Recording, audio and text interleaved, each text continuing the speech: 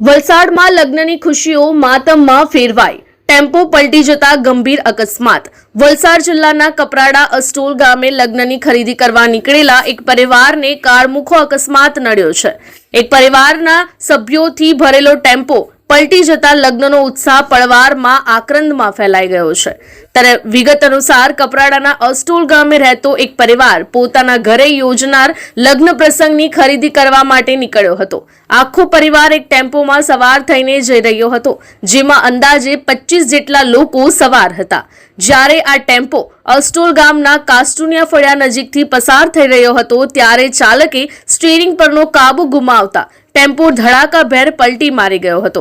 અકસ્માત એટલો ભયાનક હતો કે ચીસાચીસથી આખું વાતાવરણ ગુંજી ઉઠ્યું હતું।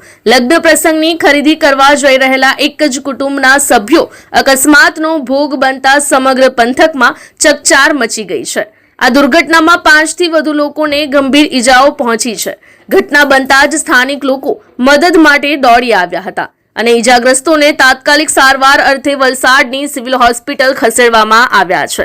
હાલમાં હોસ્પિટલ ખાતે પરિવારજનોના ટોળે ટોળા ઉમટ્યા છે અને લગ્ન જેવો મંગળ પ્રસંગ અચાનક શોકમાં ગરકાવ થઈ ગયો છે।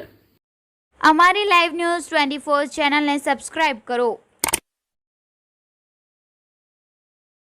બેલ આઇકોન દબાવો જેથી આવનાર ન્યૂઝ અપડેટ્સની નોટિફિકેશન આપ સુધી સૌથી પહેલા પહોંચે।